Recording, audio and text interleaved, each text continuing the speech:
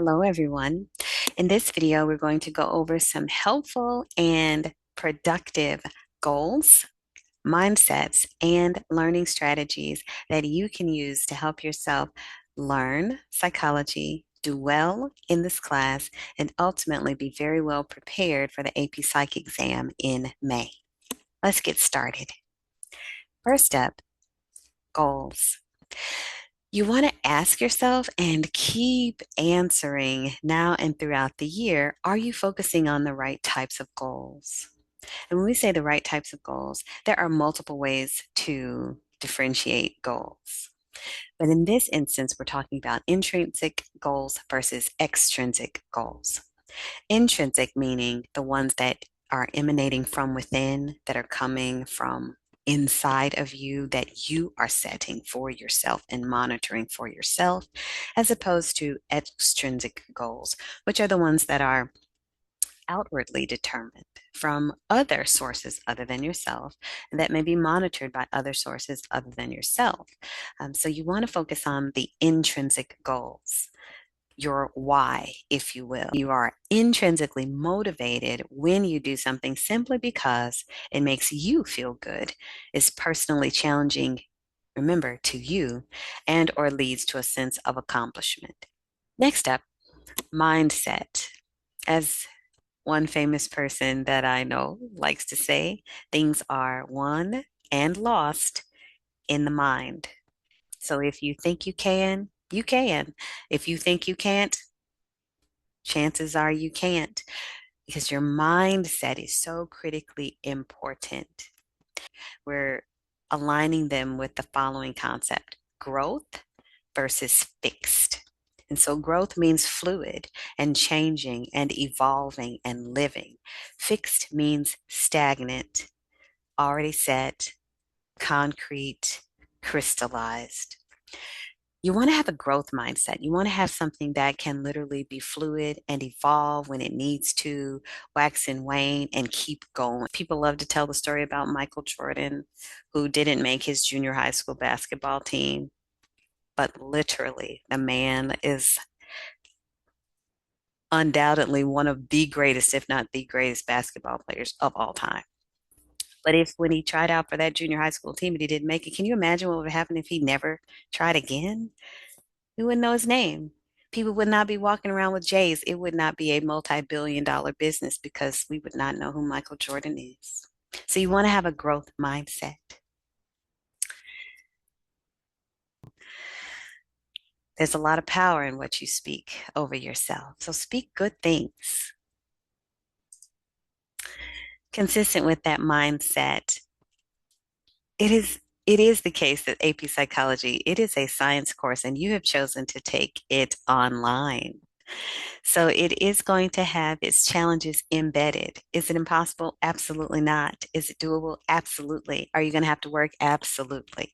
And so with that not notion and that knowledge, get your mind right, so to speak. So as you can see in these two figures, the one on the left, my left anyway, before you start, learning 500 psychology terms can seem like a mountain that is 15 miles away and 15 miles high that you have to cross.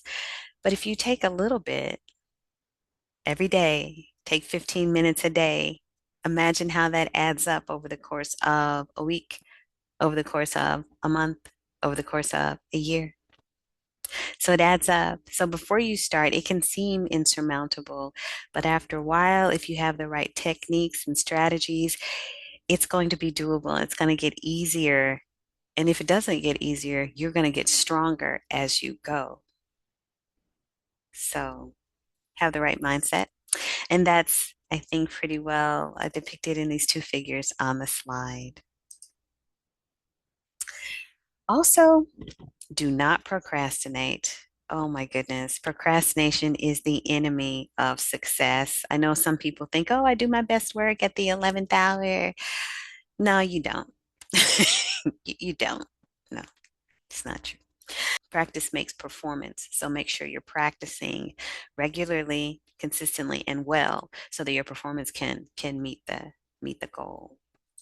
Okay, let's turn our attention now to some learning strategies. I was alluding to Michael Jordan earlier, and this is a really great quote by him. And that is, you can practice shooting 8 hours a day, but if your technique is wrong, then all you become is very good at shooting the wrong way. Get the fundamentals down, and the level of everything you do will rise. And it's true. That goes for basketball and everything else. So, the basics of learning. On this slide, you see three areas that are directly relevant to this umbrella term we call learning. Encoding means how do you get the information into your mind? Storage means how do you keep and rehearse the information in your mind? And then retrieval, how do you call it forth? How do you use it farther on down the road in a way that is helpful and accurate? We are going to go into each of these in greater depth in the unit that focuses on learning. But for now, I just want to highlight how critically important this literature is and these concepts are to this class and anything that you do, actually, but certainly this class. This is some research by Hermann Ebbinghaus documented this, which is what we call the forgetting curve. And so if you learn something, whatever it is, how to drive to somebody's house or some definition or, excuse me, some gymnastics technique, if you do not practice it, then within a month, you'll have a 21 on average, 21% information retention rate. Basically, what it means is if you don't use it, you will lose it. You are going to battle this in this class, in every area of your life, but certainly in this class. And for example, we're going to learn some things in August that you're going to be tested on in May on the AP Psych exam. And so that you don't lose it, you've got to rehearse that information, do a good job of encoding, do a good job of storage, and then readily and frequently retrieve the information so that you'll have a better understanding and working memory of it. And we'll talk about next up some ways to do that. This figure depicts what we call the levels of processing literature, LOP. And basically, what that means is the deeper you process the information, the better command that you'll have of it. So if you're just listening to a lecture, see that's at the top of the structure and it's very small. And that's exactly how much knowledge and retention you're going to have, very small, if all you do is listen to lectures. So if you listen to a lecture on the personality trait extroversion, you're not going to have a lot of depth of knowledge. If you read about it, you'll have a greater depth, but still in the long term, not that much. Audiovisual, if you watch a video on it, if you listen to a song about it, if you both listen to the lecture and read and take notes, that's going to be helpful. So you'll have a deeper level of understanding and better recall and memory for it. Demonstration, if you watch somebody demonstrate, hey, here's what it is, here's how it's measured, here's how that measurement can be used to predict something, that's going to be very helpful. And that's going to lead you to a deeper level of processing and better understanding, better retrieval for the information. If you discuss it, you got to know a fair amount about something to speak intelligently about it. That's going to help. Practice, you know how in a lot of classrooms we do the I do, we do, you do. Practice. That helps with depth of processing. And then teaching. You've got to know something very well in order to teach it. And so this is demonstrating that the deeper you process something, the better your understanding is going to be for it. So the better the encoding, the storage, and the retrieval. So process things deeply. Don't just take notes. Don't just write. Well, do take notes, but don't just write. Write in a way that relates what you're learning to what you already know. And don't just write, draw a picture, come up with concrete examples, come up with different ways to depict what you're learning, in addition to relating it to other things. this is an example of a student's notes who was using that deeper level of processing by doing something we call dual coding.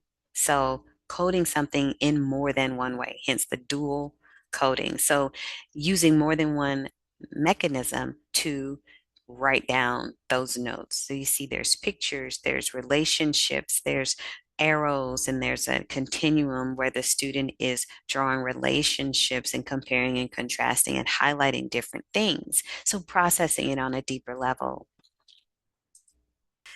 So another effective learning strategy is to come up with concrete examples. And so when we talk about mental and physical health, we will talk about something called the diathesis stress model.